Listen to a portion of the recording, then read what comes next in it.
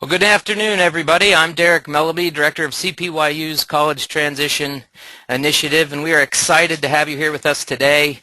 We are here to talk about books, and there's nobody else on the planet who I would rather talk about books with than Byron Borger, a good friend of mine. We've been friends for over 10 years. I first met Byron doing some training for the Coalition for Christian Outreach when I was working for the CCO, a college ministry. Byron was doing some training, and he's just really helped me over the years to think more deeply about my own calling, but particularly about why books matter, why studying matters, why it's important to keep reading. And that's why we have Byron here with us today. Say hello, Byron. Hello. Hello, Byron. Perfect. Thank you. That's why we have him here. That's what we want to do. We want to talk about books. We want to talk about books that we should be reading, books that we should be thinking about, knowing about for this summer. Summer can often be a good time to sit back, relax and read a book, or maybe it is a good time to study, and that's what we wanted Byron here to help us with. So, Byron, how about... It's great to be here, Derek. Thanks. I love the work of CPYU. I think your work with the College Transition Initiative is important. And so for the folks that tuned in, we're just really appreciative, and it's going to be a good hour, I think. Yes, it is. And I think just to get started, why don't we do this? Just tell us a little bit about your store. You're located in Dallastown, Pennsylvania. Just talk a little bit about the vision for your store, how it came about, and those kinds of things. Well, Dallastown is just below York, Pennsylvania, so we're not that far from the CPYU offices here in south central Pennsylvania.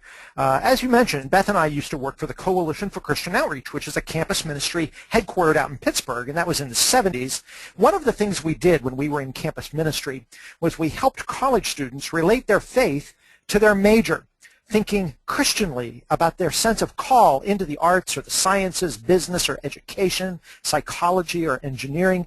And as we helped students relate their faith to their major, we realized that there just needed to be a lot of thinking about those things. What's it mean to be a Christian nurse? What's it look like to think about technology from a Christian perspective? How can we honor God in the work world?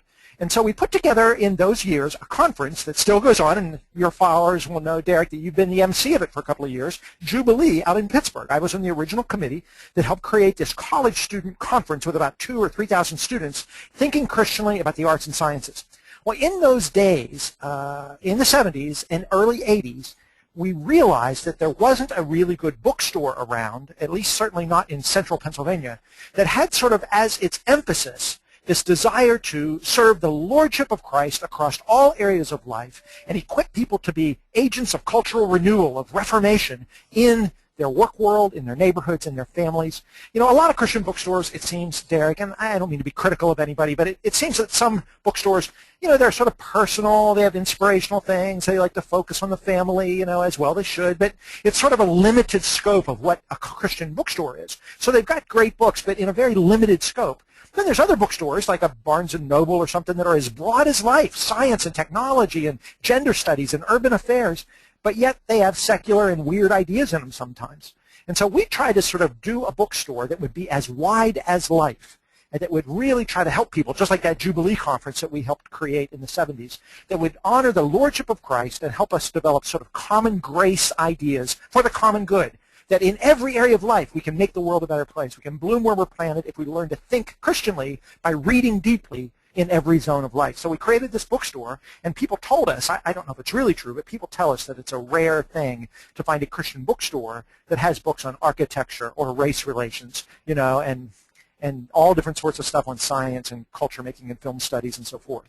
So that was sort of our model of coming out of campus ministry, coming out of working with students with a sense of vocation and call into the work world, and then creating a store that would equip people to do those very things in their careers and areas and professions and topics of cultural reformation.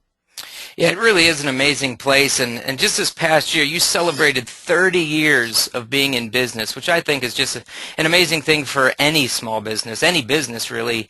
And then, you know, you were invited on, this was such an honor, I'm sure, when they had you there at the 30 Rock set to celebrate the 30 years of business, and they just sent along this picture and they say hello. I think some of the cast are tuning in here today, and it really is an honor.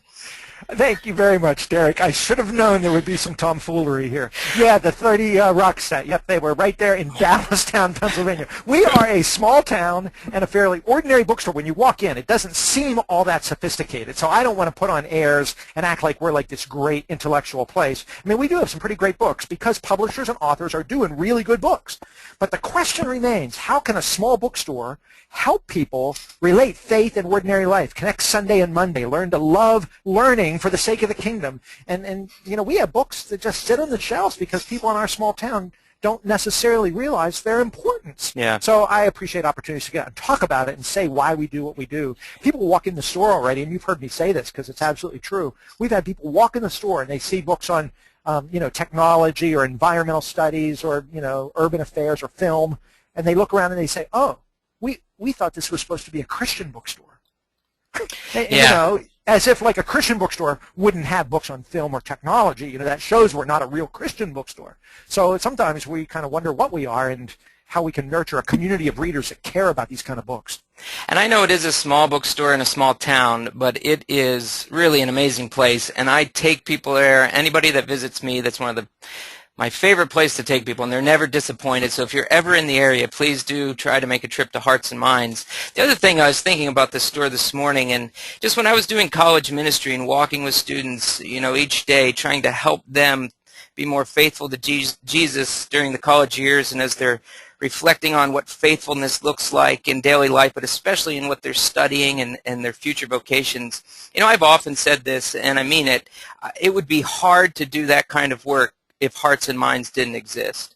I mean, just taking students into that store is a ministry in and of itself. And like you said, you walk in and you see that God has something to say about every area of life. And you actually see it. You see the books, you hold the books, you go to the different categories. And that has just, I know of so many students that has just really changed their life. And I know we use that phrase a lot, but it's one thing to talk about it. It's one thing to do good Bible study on the kingdom of God, but then to take students somewhere where they can see it and talk to you and get resources, it really is, it's a key to discipleship during the college years, but for all of life in any time.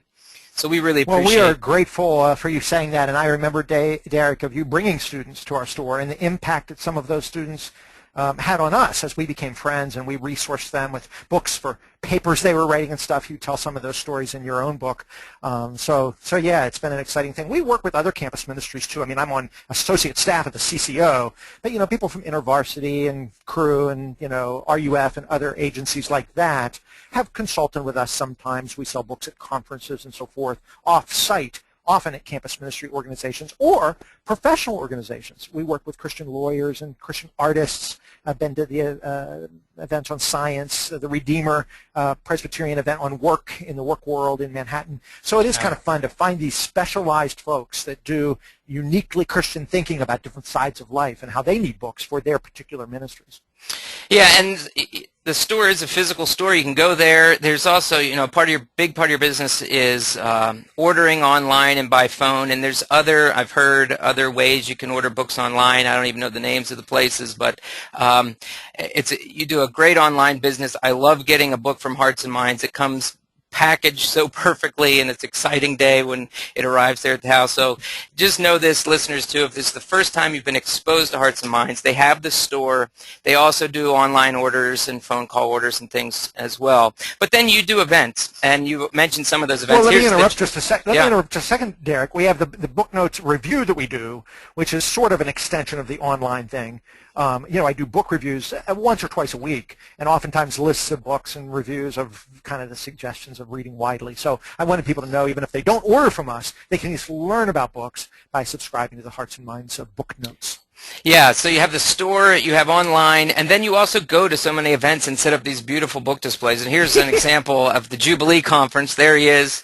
I mean, you basically, I think that's bigger than your bookstore. You take it to Pittsburgh every year, and there you are with a group of students around you. And just so you know that, too, that Hearts and Minds can serve maybe your organization in that way. If you're listening and you have events and would like to sell books, I'd certainly encourage you to talk to Byron about that. But Byron, I also want to talk to you about this. You know, reading and studying really is important, and it really does matter. Tell us a little bit about why you think reading is so important. Oh, gee, where do you begin? That's a whole hour-long conversation in itself. But I just want to affirm, and I'm sure the people that have tuned in here to listen already agree with this, but the Bible does teach us that we are to be disciples of Jesus, and the word disciple means a learner. We have a rabbi, we're apprentices to be transformed by him, and there's a body of knowledge. It is not only intellectual, but it certainly includes intellectual development. We're supposed to love God with all our mind. We're people of the book. I love the Chaim Potok novel where a Jewish kid and a Catholic boy are watching Hasidic Jews dance with the Torah, and the non-Jewish boy is so surprised by that, and the Hasidic kid looks at him and says, "Well, yeah, we dance with our book. Don't you dance with your books?" This idea that we dance with books, that we love books, that we are people of the book, that God comes to us as a word, a living word.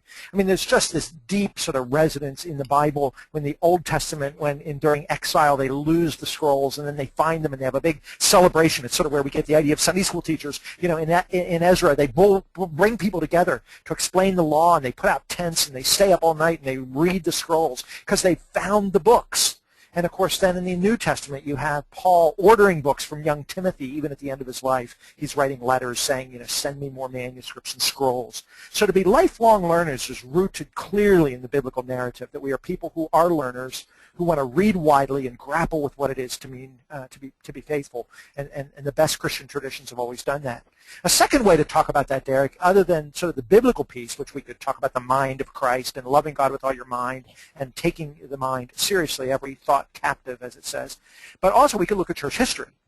I don't know if we have time to talk about a couple of those sort of illustrations, but all throughout church history, books have been seminal in the history of redemption. They've been influential.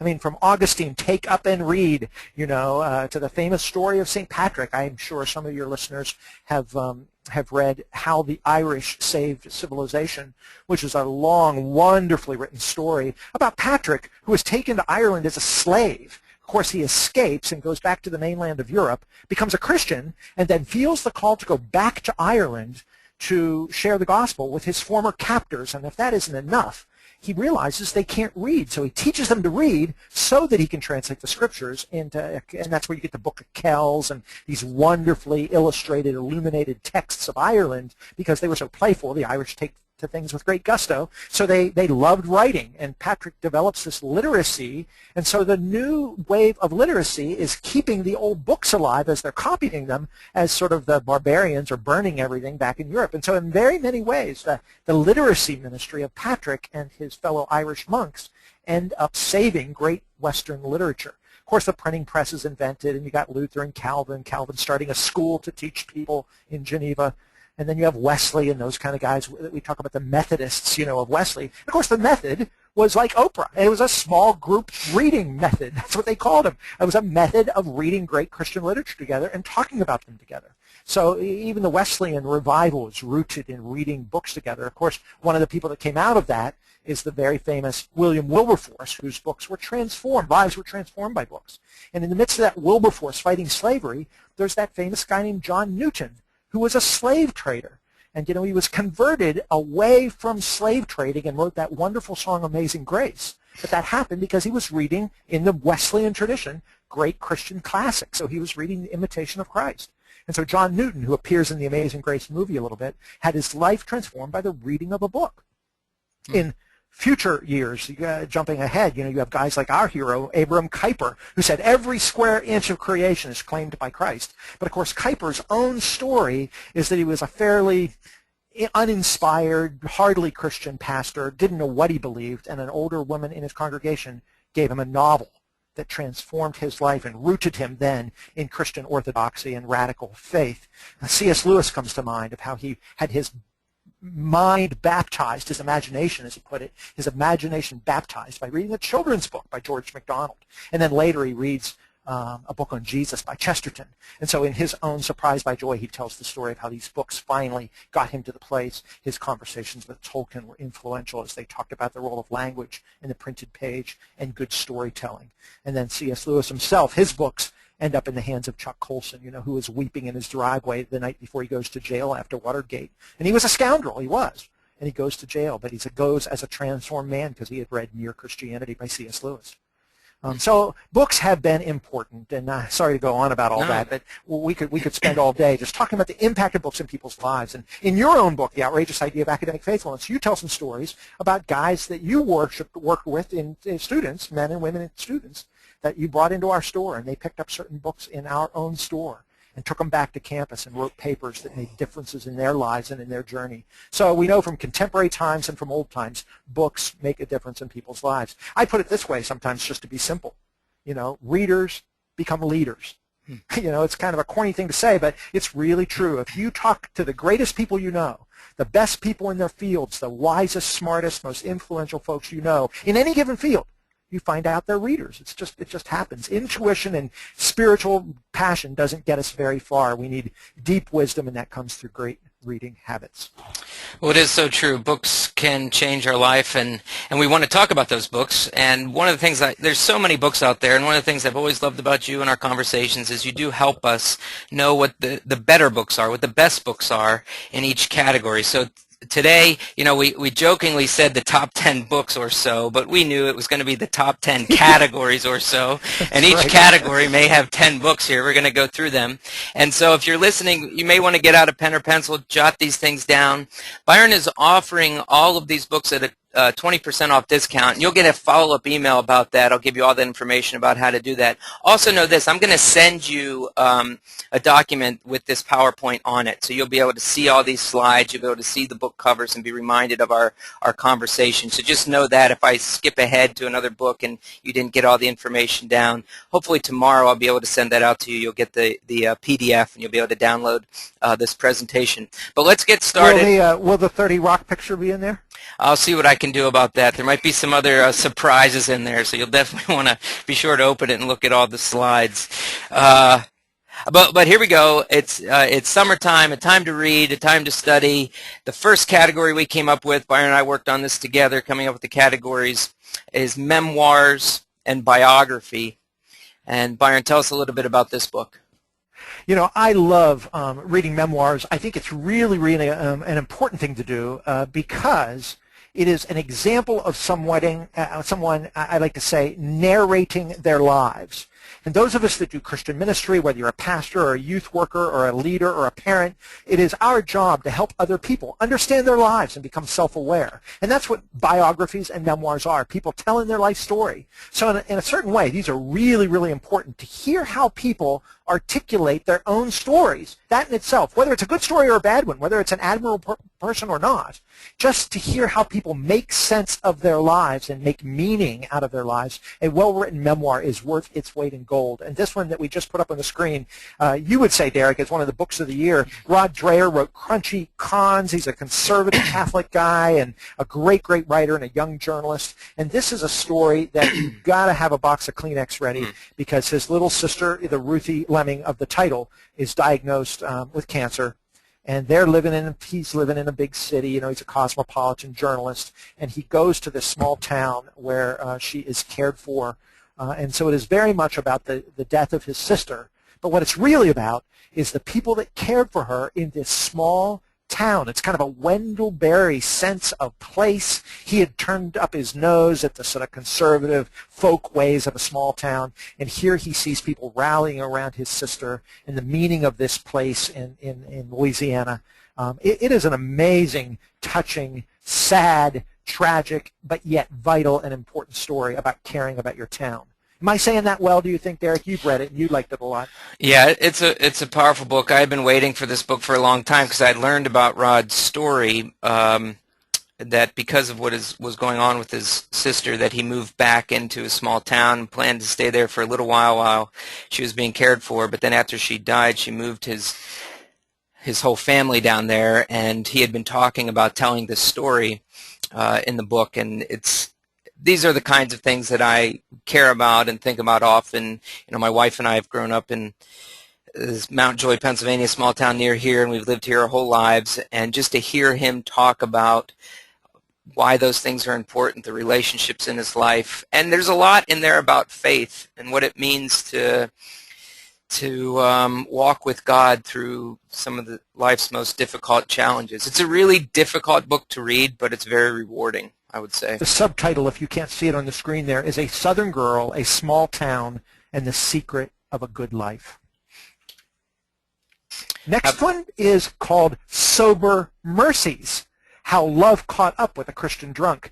I read one page of this and was hooked. Heather Kopp is a Christian writer.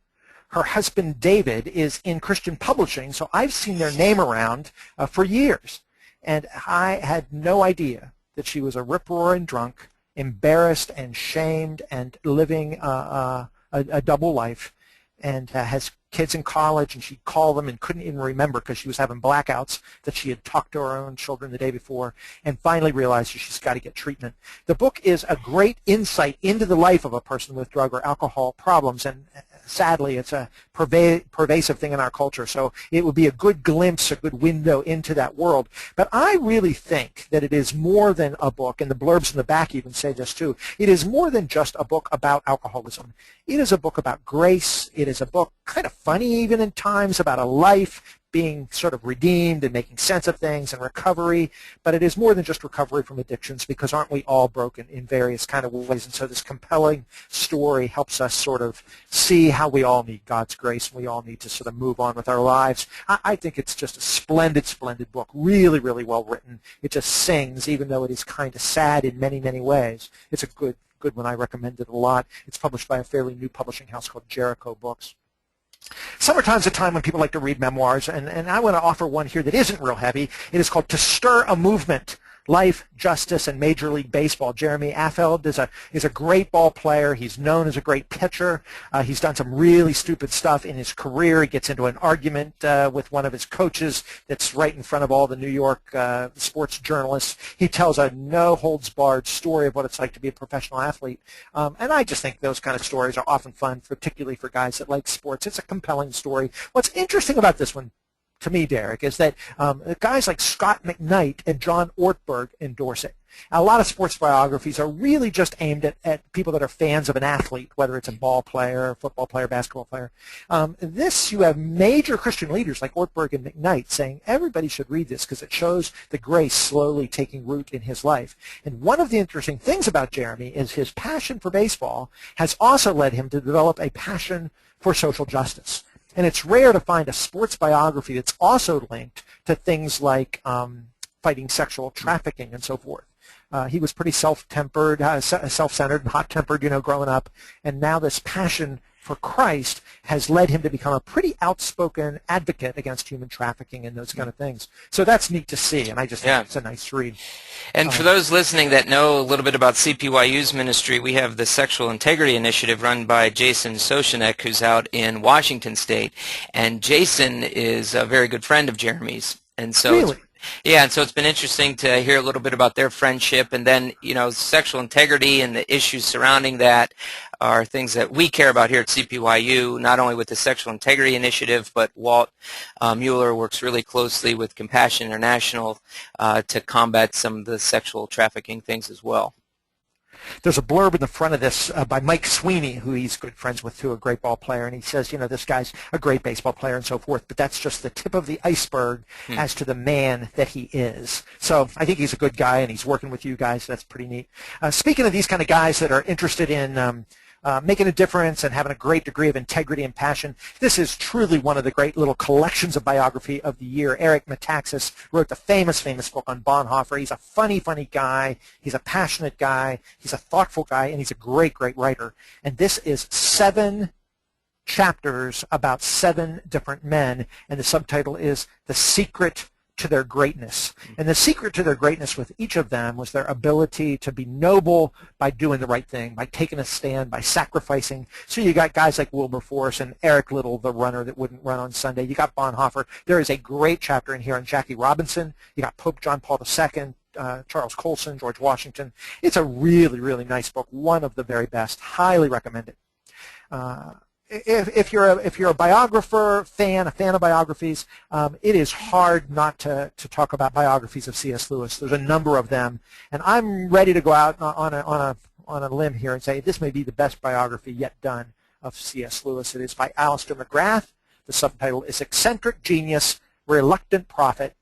There is online a video of Alistair McGrath, who you know is really a genius himself, saying, do we really need another C.S. Lewis biography? And when I heard he was doing this, that was actually my first thought. Even if it is Alistair McGrath, and it would be interesting to hear what he has to say about Lewis, do we really need yet more C.S. Lewis studies? And he, on this little video, makes the case on why he's discovered, by going through letters and so forth, some new insights that nobody has ever named about Lewis, including the chronology of his conversion, the books that he read, and so forth. So there is some new light shed on this incomparable life of C.S. Lewis, and it's by McGrath. McGrath has a brand new book that just came this week, an academic book called The Intellectual Influences of C.S. Lewis, the books that he read and the intellectual ethos, and that's a heavier book. But this is the one to read. If you want a great biography of Lewis, it is a gem. It is good. I'm halfway through it, and it has been interesting. I've read a few biographies about C.S. Lewis, and it's just well written, so I would hear C.S. Lewis's story as many times as it can be told. He's been pretty important in my own life, and then to hear his story with some of the new insights, it's fascinating. And you got these rave reviews in the back. Timothy Keller, N.T. Wright, Alan Jacobs, Lyle Dorset, Michael Ward that wrote that great book called Planet Narnia, a really, really interesting book about Narnia and medieval cosmology, how they viewed the planets. That Michael Ward's a brilliant guy. But they are all saying this is the crisp, unique, and original biography that we've really been waiting for.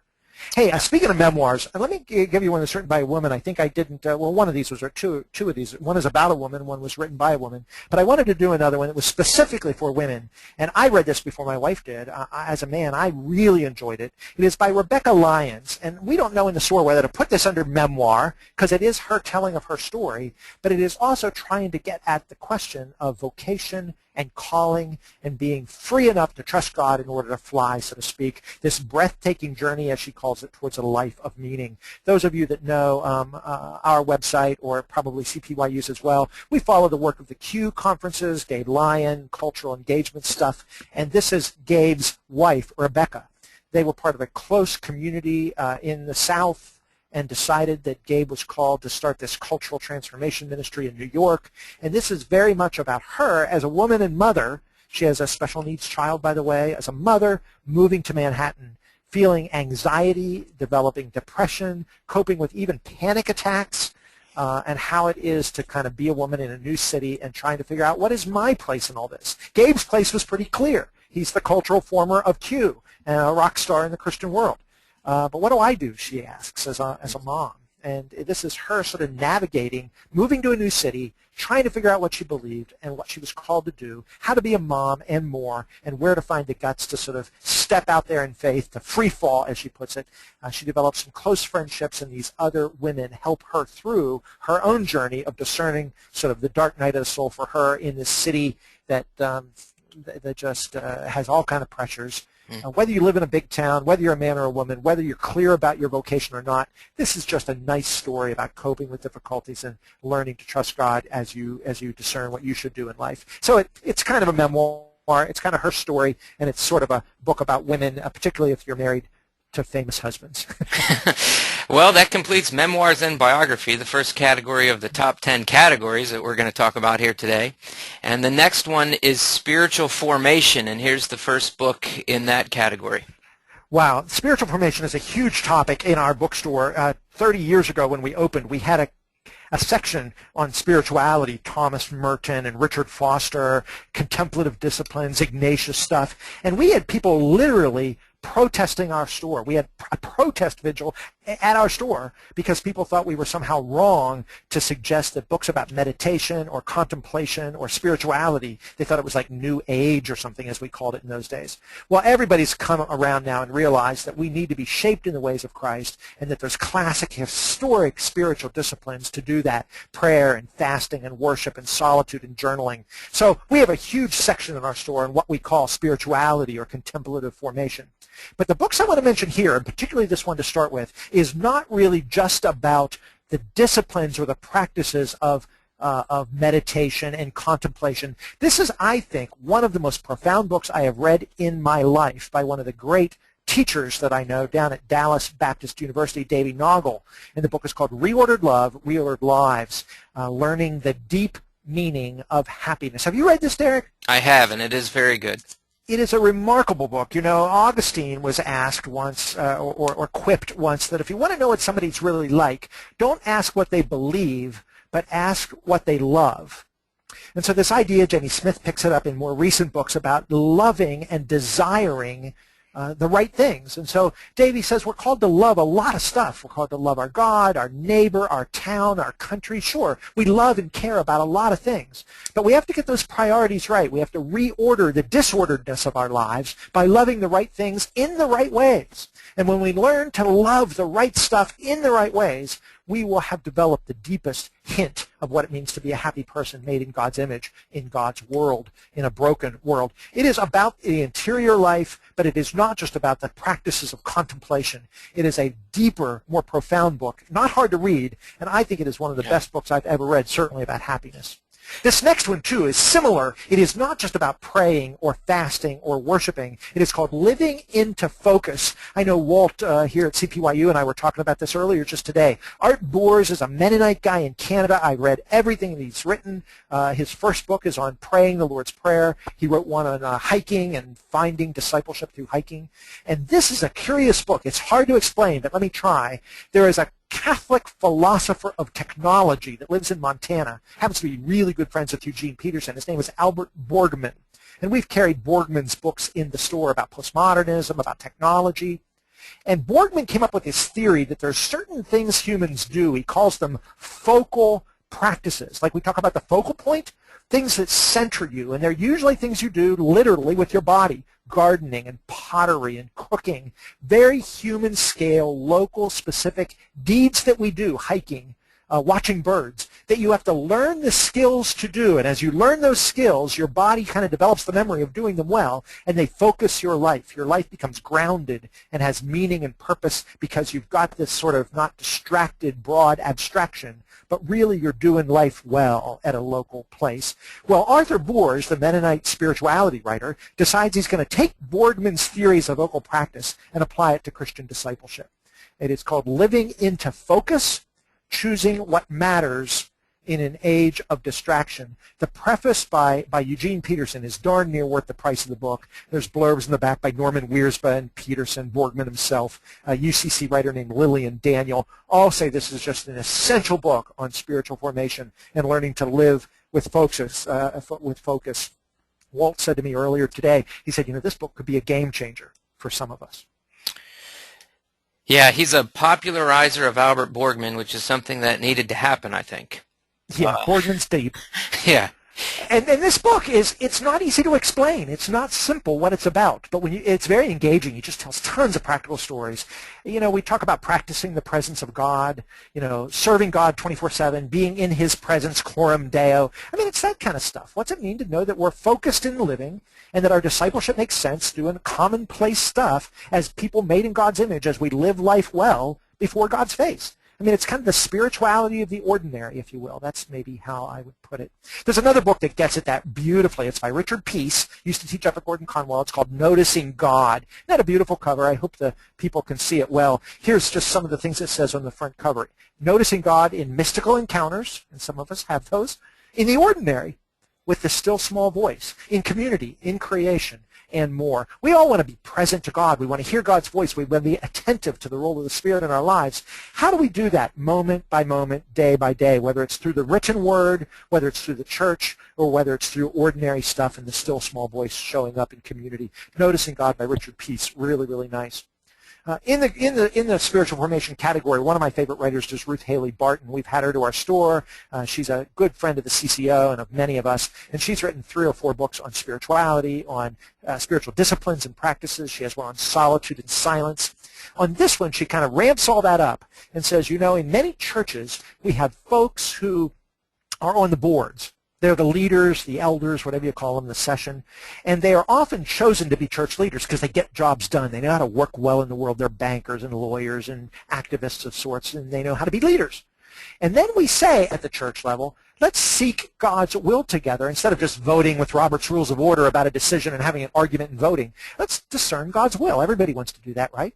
But those very leaders are not trained in the solitude and the spirituality and the practices of discernment. So she says you've got this kind of problem where the people in the churches that are supposed to be praying God's will and seeking discerning practices together, frankly, don't know how to do that.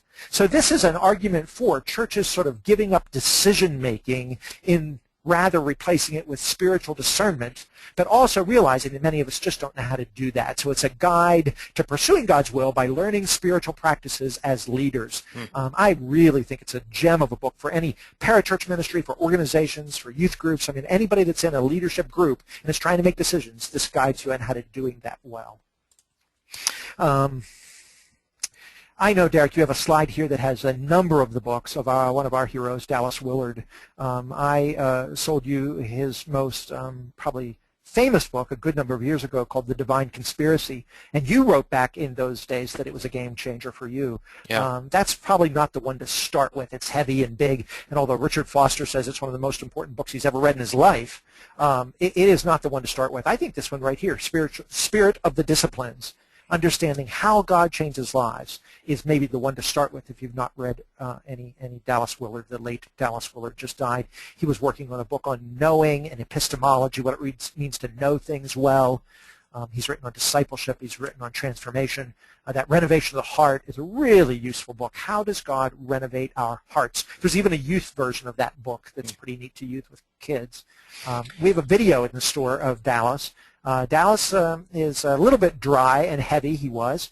God bless him. And so they have John Ortberg interviewing him, and John Ortberg is enthusiastic and fun, a Presbyterian minister. So the video curriculum of Ortberg talking with Willard is just lively and fun. But I really do think this Spirit of the Disciplines is a gem of a book, and all his work is highly regarded. Yes, it is. Those were game changers for me, and important books. If you're going to talk about spiritual formation, it's one of the first names you think of when you talk about that. Have you read his book called Hearing God? It's a book on how to hear God's voice, and it was one of the very early ones he wrote, and then it went out of print, and InterVarsity recently reissued it. There's a video curriculum with that, too, on just what it means to hear the voice of God. It is reasonable, just really useful. I'm a big fan of Dallas Willard. I have read it. I couldn't put it on the slide because I was so impressed with the slide that I created there, and I didn't know where to put it. I didn't want to mess up. It's very balanced, Derek. Thank you. There you go. All right, Byron. Hey, we have a few books to get to here, and here we go. Next category is discipleship. Okay, I'll be really quick about these. I'm going to start off with this book, Bad Religion. It is not just about discipleship, but it is about the problem with what he calls heresy, that we don't believe the central truths of the faith anymore. He's a conservative Catholic, actually, and he says, this is interesting. Roman Catholics, liberal Protestants, mainstream, ordinary denominational Protestants, and conservative evangelicals all have the same sort of problem where we put the experience of the self at the center of our faith, and therefore we get to sort of choose what we like and want. We erode tradition, and we end up sort of by default believing in whatever we darn well want. The Christian Century, which is a mainline denominational magazine, and Christianity Today both said it was one of the best books of the year last year, and the new red paperback just came out in paperback. Really important book. An author that kind of gets at similar stuff in the evangelical tradition is Richard Lentz. He teaches up at Gordon Conwell, and this is a collection of essays that Richard Lentz did sort of in honor of maybe one of the most important voices in this particular conversation, a guy named David Wells. And this is sort of a tribute to the thoughtfulness of Wells, who has said evangelicals particularly have sold out to modernity. Our ideas of what constitutes truth, of how we think about the Bible, of how we think about the culture, we have bent over backwards to be hip and contemporary, and we've eroded even in the way we do worship and the way we think about the Bible and the way we do mission. In so many ways, we've lost our evangelical identity. And so this is a collection of essays sort of in the spirit of David Wells. It is hard-hitting. Even if he's half right, we got big troubles. I'm not sure every essay in there is completely right, but the weight of them is very compelling, from Oz Guinness to Michael Horton to Mark Knoll, J.I. Packer, Plantinga, Wolf, a whole array of really heavy-hitting evangelicals. Really good book. I think one of my favorite books of the last year was How God Became King. We had N.T. Wright in the backyard of our store talking last spring, and he announced this book then and read from it out loud, and man, it's still one of my favorites. It's about the nature of Jesus and the nature of the kingdom of God. Not hard, but important. If you want one that's a deeper book, heavier book about your own discipleship, this new book called Imitating God in Christ by Jason Hood is spectacular. My friend Michael Gorman at St. Mary's Seminary says it is an extraordinary gift, theologically deep as well as spiritually uplifting, prophetic without being preachy. I recommend it strongly, both for its biblical theology and its spirituality. This is literally a book about what it means to imitate Christ, what it means to be like God in Jesus, to be formed in the ways of Jesus. It's both Pauline, in studying what Paul said to the Corinthians, it is about discipleship, and it is mature and thoughtful. Another one that gets at the same thing, but it's not all that hard, is called Prototype.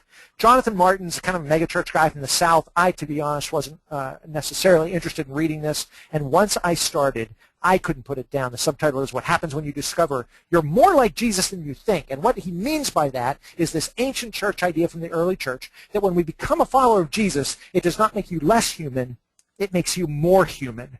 And so Christ is the prototype human, the second Adam. He can do what humans are supposed to do in a way that nobody has. And then we become like Jesus when we're conformed to his ways. So it doesn't make us more pie in the sky, ethereal, and preachy. It makes us more gutsy and down to earth and real. I love that book.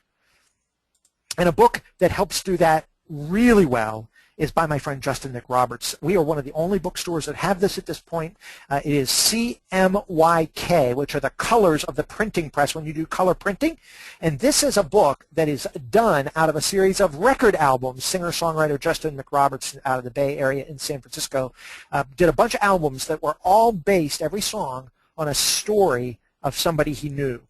And so it's the ups and downs of doing life on life, of relating to one another together in brokenness and pain and goodness and joy. And so he wrote a letter to each person that he wrote a song about. And then the letter is in this book. So there's like a letter and a reflection, each inspired by a song. If you buy the book, can be read on its own. And they are a tremendous story. It's guts, real, broken, raw. It doesn't get any better than down-to-earth discipleship than this collection by Justin. And yet there is also these records that go with it, too, that you can download and listen to the songs if you want. Great, great collection. Kind of rare, hard to find, and we've got it at Hearts and Minds. Very nice. Next category for clergy and pastors. Go ahead.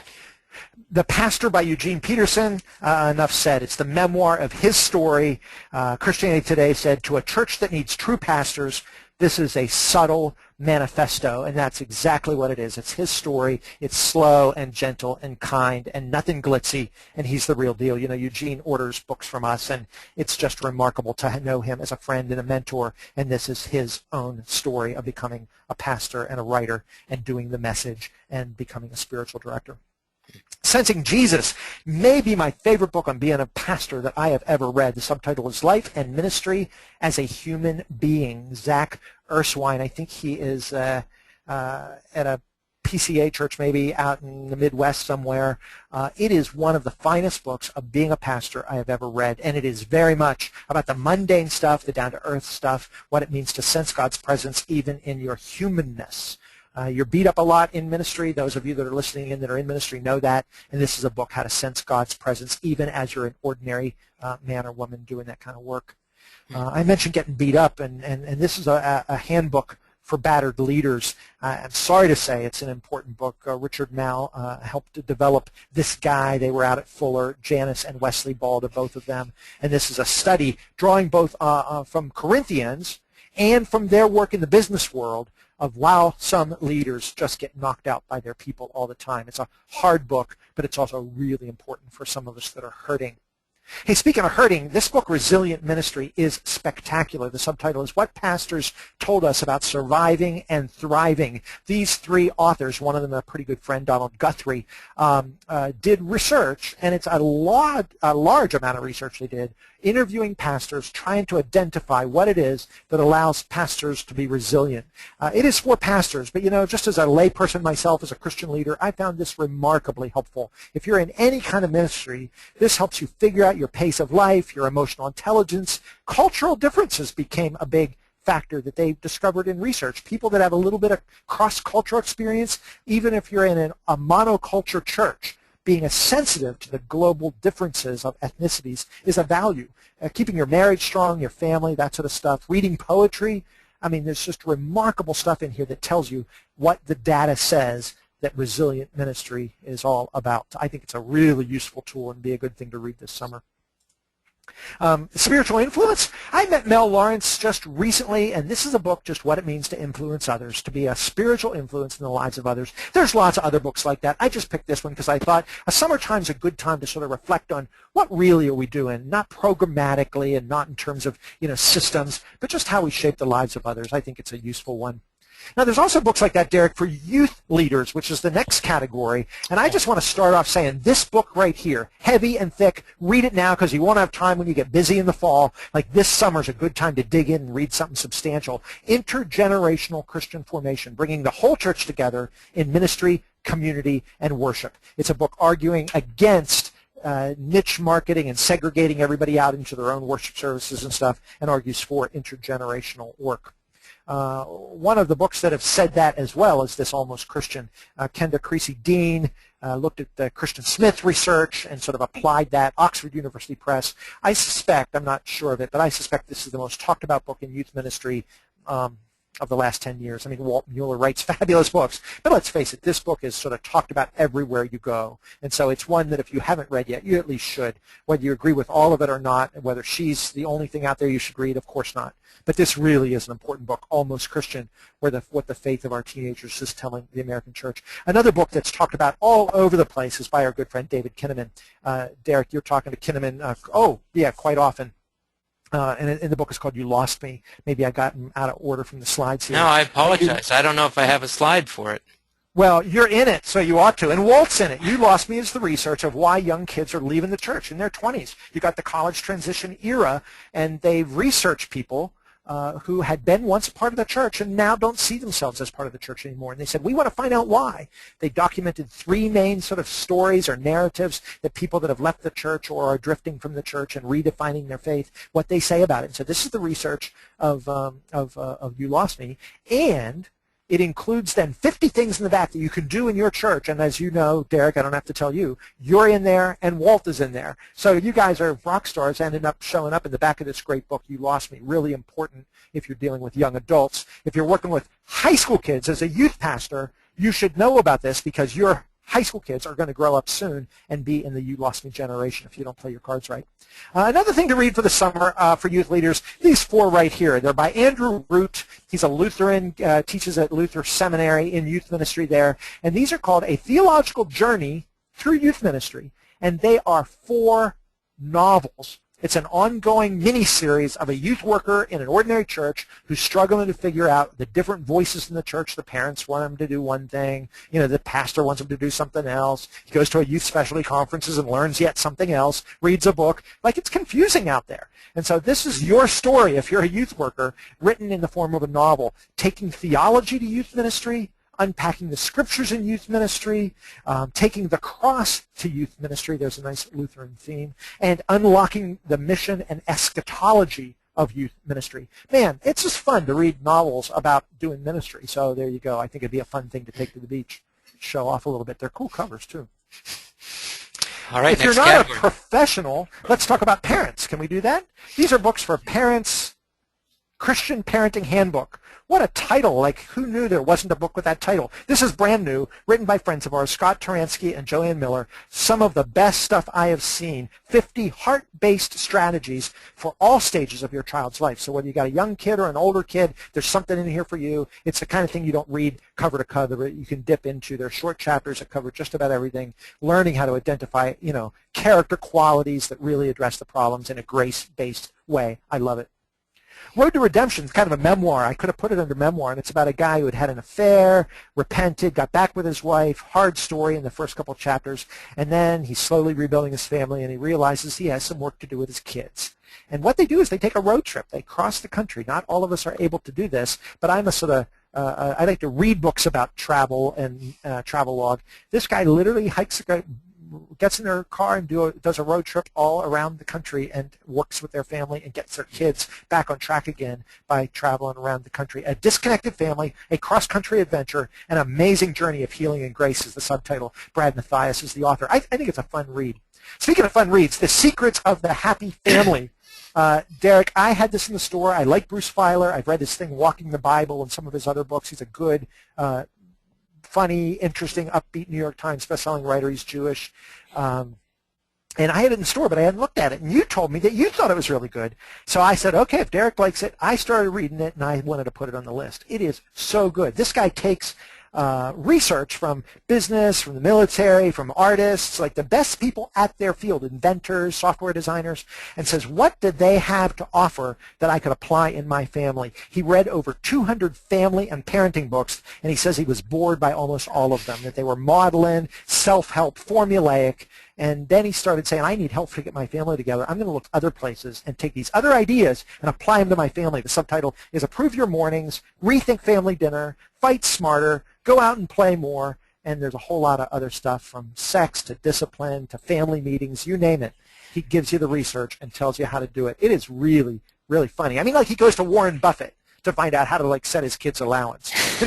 So he goes to the Green Berets and finds out how they do reunions, and then he pulls off this reunion in New York City. Pretty crazy stuff. You liked it a lot, didn't you? Yeah, I really did.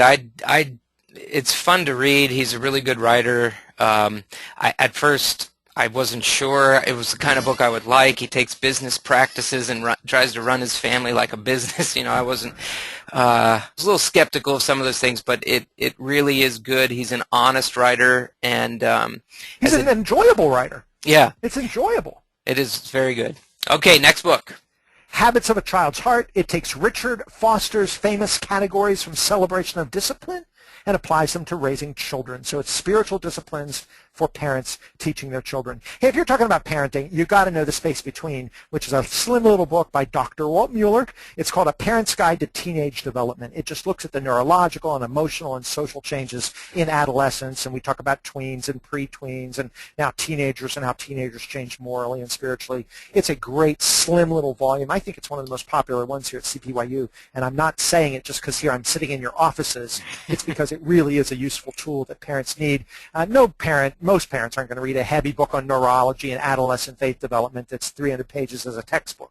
This is slim. It gets to the point. It's the neurological and emotional development issues made easy to read for parents. It's tremendous. Hey, if you're a parent, I assume you're probably married, and if you're married, you need to work on your marriage, and that in itself is a great thing for parents to do. I just wanted to put out one marriage book that you could read over the summer because it's kind of different. This is Pilgrim's Progress for married couples. It's called Walk With Me, an allegory. Annie Wald came out of Cambridge. The foreword's by Eugene Peterson. One of the great tragedies I've always thought of Pilgrim's Progress is that he goes alone. He leaves his family at one point. This says, what would happen if they did that as a married couple? So it's Pilgrim's Progress for couples. How about that? All right, we got to keep rolling. Next category, cultural discernment. All right, put on your seatbelts. I'm going to go fast. Pop culture. Everybody knows that Steve Turner is the man to read on this stuff. This just came out. Walt talked to him this morning. He hasn't even seen it yet. He's in England thinking critically about style, media, entertainment. It is not just your standard pop culture 101. It really does go into all sorts of things, including leisure and photography and advertising and TV and fashion and celebrity culture. Really, really useful. Top of the line, brand new. One of the things that we have to discern in our culture is the computer technology stuff. Derek Scherman just does this remarkably in a book called Shaping a Digital World, Faith, Culture, and Community and Computer Technology. I did a long review of this on my website about 2 weeks ago. Check it out. More on the ground kind of stuff, though, is this book called The Digital Invasion. It's brand new. Chap Clark has a blurb on the top saying, finally, a powerful, well-researched book that helps us grapple with and respond to the digital tsunami that swept over us all. It's a guide for parents, teachers, and counselors. You guys have that digital initiative, Digital Kids Initiative here at CPYU. and this is the exact kind of book you're going to want to refer people to as you and Walt and others do that work here with CPYU's own digital studies program here. Speaking of digital stuff, there has not been a really good book on video games, to think Christianly about that, until recently. It came out this winter, Kevin Shutt, Of Games and God, A Christian Exploration of Video Games. Nothing like it in print. It's the best. Think of a culture, everybody that works with young people knows to think about sort of body image and sexuality, and everybody's heard of Victoria's Secret. This is just a really easy to read memoir of a woman, Kylie Basutti is her name, I think, and she was a Victoria's Secret model for a small time. The book is I'm No Angel, and she talks about being a model and then a role model. Not rocket science, but it is a nice story of, you know, the pressures to stay thin and the erotic nature of some of the stuff she was being asked to do, and as a Christian just felt she needed to leave that world. It's not a Christian view of fashion. Somebody else needs to do that hard work, but it is her story of some of the kind of creepy stuff she was involved in and how she has a more modest life now. It's a nice book to read. I think. Just be careful if you're doing a Google image search looking for this book. Thank you very much. Echoes of Eden. Talk about culture, man. This is maybe one of the best books on a Christian view of arts out there. Reflections on Christianity, literature, and the arts. Dennis Hack, Timothy Keller, Bill Edgar, a jazz musician friend of ours that teaches at Westminster. They all rave about it. It's a Christian understanding of the arts. Jerome Bars married Francis Schaeffer's daughter, so he's kind of in that lineage. The second half of the book is all literature, so he looks at Harry Potter and Jane Austen, and there's a great chapter on Shakespeare. So even if you're not like a good big Shakespeare fan, like read the chapter about it so you sort of get it. The chapter on Tolkien is brilliant. There's some wonderful stuff on C.S. Lewis's literature. So it's Echoes of Eden on the arts and literature. Can we zip through real quickly just some other stuff? I want to call it lifestyle. I wasn't sure what to call it, but this unhurried life, which is ironic. Here we are tying into the end. Following Jesus in the rhythms of work and rest. See that speedboat at the bottom going fast, fast, fast, leaving a wake? And then there's the like gentle, quiet boat. This is a really good book. Alan Fadling is amazing. Highly recommended. One of the things that interests us all as we think of focal practices and that kind of stuff is how we eat faithfully. Redeeming God's Gift of Food in this book called Eat with Joy, the best introductory book I know of on a Christian view of food. Perhaps more enjoyable and beautifully written, Eat with Joy is well written, but this Bread and Wine made me cry. I am not kidding. It's a love letter to life around the table with recipes. Shauna Nyquist is a gem of a writer.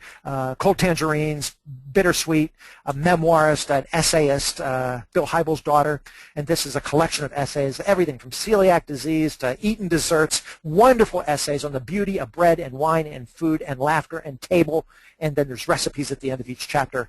Just highly recommended.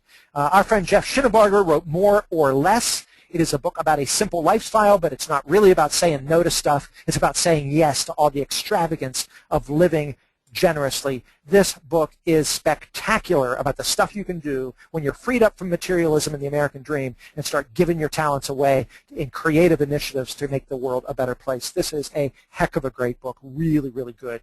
In this whole question of lifestyle and pace of life and generosity, Wendell Berry's name has to come up. Everybody says, where do you start with Wendell Berry? I would say, in terms of his essays at least, this may be the one to start with: Sex, Economy, Freedom, and Community. If you don't know Wendell Berry, send us an email and we'll talk about it. This may be surprising in terms of lifestyle, but I wanted to throw this book in here. It's a serious, wonderful, thoughtful book about urban architecture. It's called The Space Between: A Christian Engagement with the Built Environment by Eric Jacobson. He's a Presbyterian minister. He wrote an earlier book, Basic, called Sidewalks of the Kingdom. This one really allows you to have a worldview that sees literally spaces and buildings and sidewalks and architecture and design and public spaces and public art. You will never walk down the street again and see things quite the same way once you've read this book. It's thinking theologically about the built spaces in our lives and how we inhabit our towns and spaces. It is spectacular, highly, highly regarded. Do we have time to rattle off a couple of novels? You got to read novels, right? Why not name a few? I mean, we've got tons of novels. You could ask my wife and I any given day, and we've got 2 or 3 going. I mentioned Wendell Berry. Derek, I know this is one of your all-time favorite books. Jayber Crow is the one to start with. It is his most famous, although all his novels are good. But this really is his most famous. The subtitle is The Life Story of Jayber Crow, Barber, of the Port William membership, as written by himself. His real name is Jonah in the story. He wants to become a minister. He's not sure what he believes, so he becomes a barber, and he lays hands on people's heads for the rest of his life. Eugene Peterson says that barber chair is the symbol of an altar, really, or a pulpit. And any time you see the barber being talked about, just think of a minister. Eugene called us up once and said, send these books to this Jayber Crow novel to these 6 pastors that I'm mentoring. Put in a note saying this is the best book on ministry I've ever read. So Jayber Crow about a barber. One of the characters that appears in this novel is Hannah Coulter, and as an old woman, she writes this book. I think I maybe like this even better than Jayber Crow. My wife and I both say it's one of our all-time favorite novels, Jayber and Hannah Coulter. So if you don't know where to start with Wendell Berry, it's a little shorter, and it's from a woman's point of view as she looks back over her life and her farm and her kids in her old age. Beautiful, beautiful story.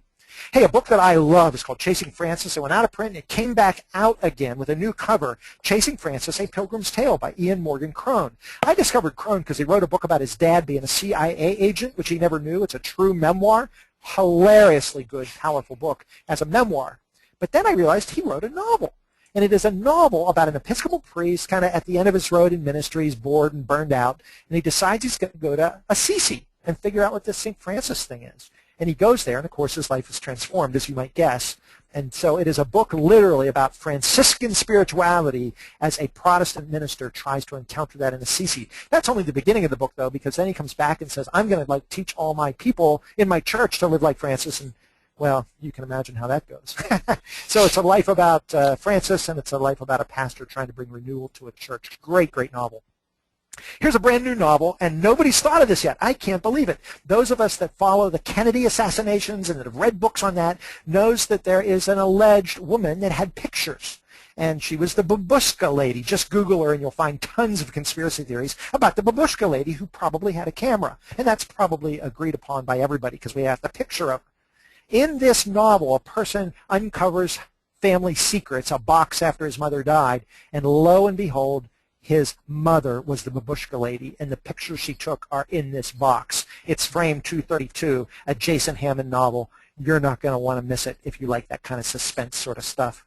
Hey, a friend of mine wrote a book. His name is Dick Cleary. I know some of his students are listening in from Lancaster Bible College. He wrote a novel called In the Absence of God, and it is a novel set on a college campus where there are students studying under a professor who says because there is no God, there is no right or wrong. Anybody that's walked on any college campus in America knows that some teachers think that.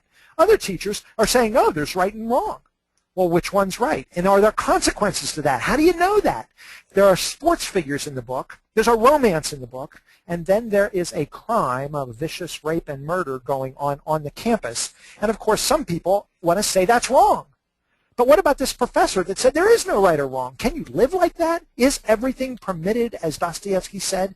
In the Absence of God includes professors and students having long conversations about the meaning of life, and particularly this question of how you determine morals if there is no transcendent God. And if there is no God, how then should you live? And can you live like that even on a college campus where there are sports and murders and romances and dorms? So it's a neat window into the life of ordinary college life, including the professors and what they're going through, and then the honest conversations that can happen on a campus. It is a book about apologetics and philosophy. I'm not going to kid you. But it's disguised as a novel. It's an entertaining, suspenseful read that raises really profound questions about the meaning of life on a college campus. Yeah, those issues are near and dear to my heart with the work of the College Transition Initiative, and I haven't read it yet. I look forward to checking that out. Now, hey, now we're going to do this category, and I want everybody to know this is, I believe it's the last category here. This was Byron's idea. So you wanted to talk a little bit about books from CPYU. I did. You guys have written a bunch of books, and you just need to shout out here. I'm assuming people tuning in here know about it. Click over to the CPYU website.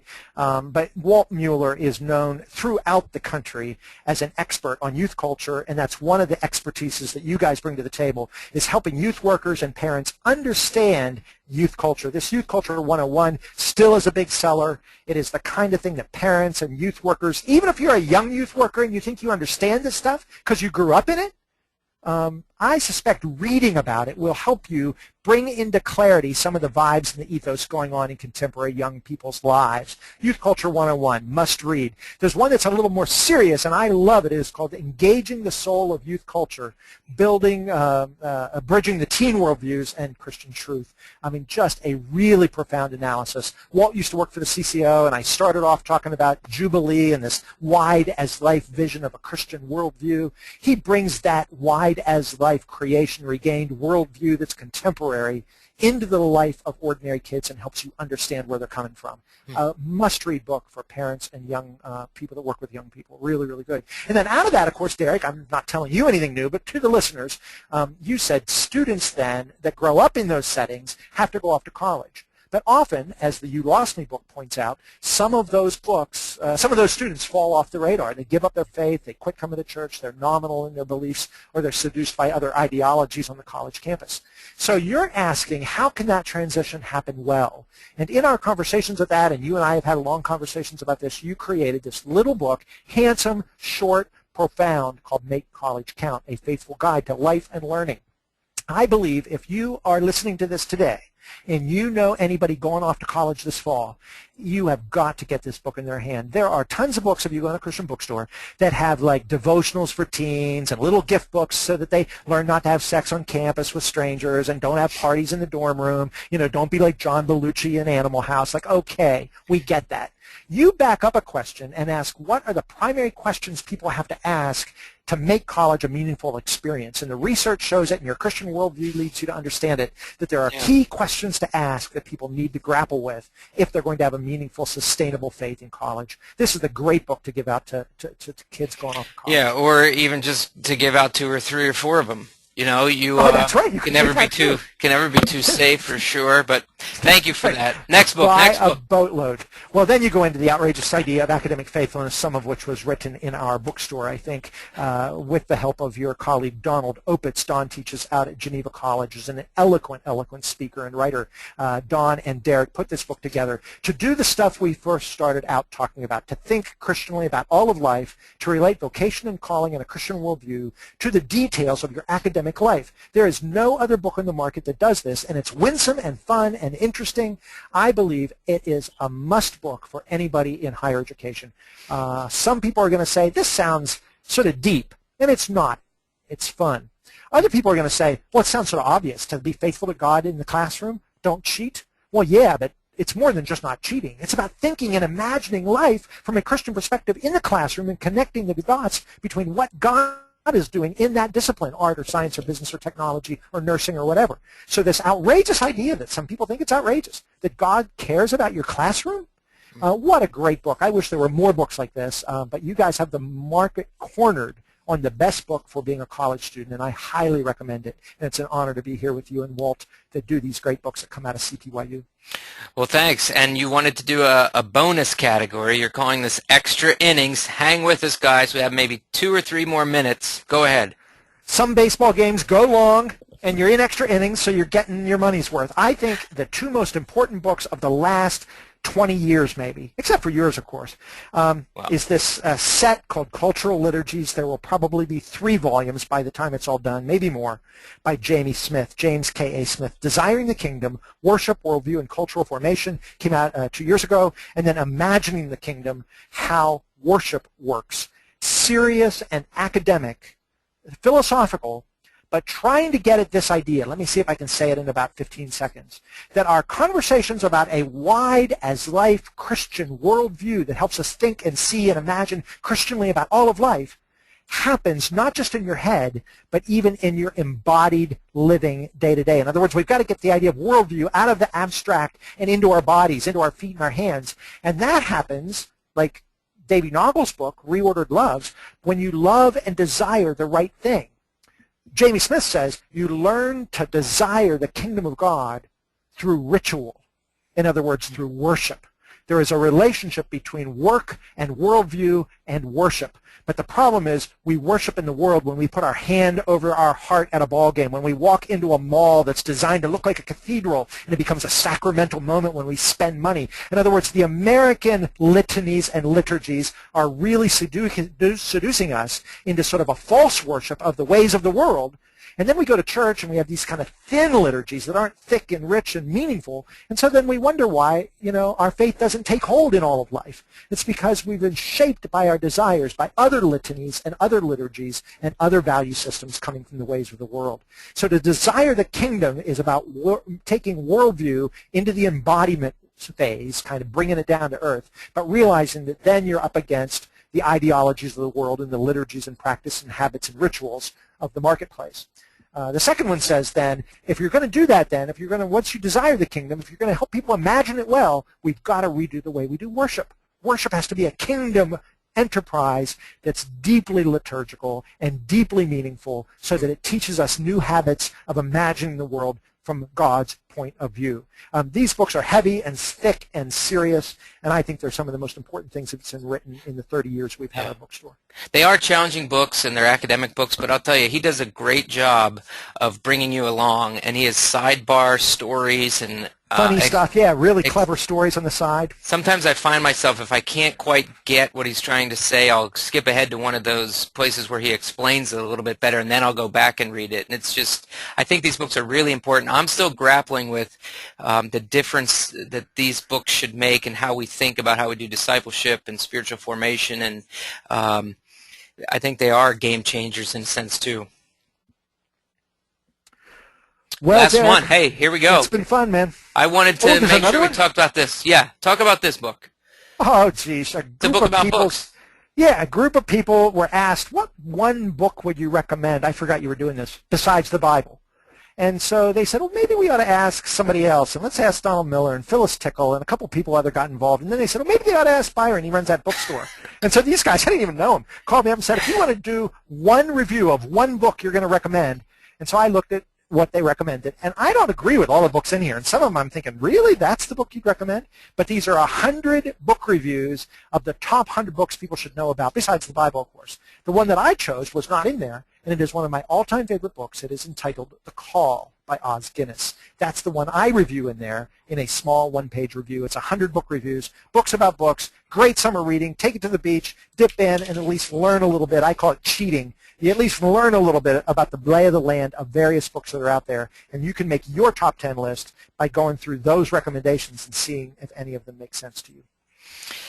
Thank you very much, Byron. We really appreciate it. That's been so helpful just to think through. Even just thinking through the different categories helps me be reminded of the different areas that I should be reading. And to pick one from each category would be a great thing to do this summer or, of course, anytime. Here's some information about how you can get in touch with Byron there at Hearts and Minds. There's our website, CPYU, more about the College Transition Initiative at that website. I'll be sending an email maybe this afternoon or hopefully by tomorrow with the PowerPoint that you just saw with all of the slides and some additional information about how to order books, how to get the discount, and other kinds of things in there that we think will be helpful to you as you think through studying and reading this summer.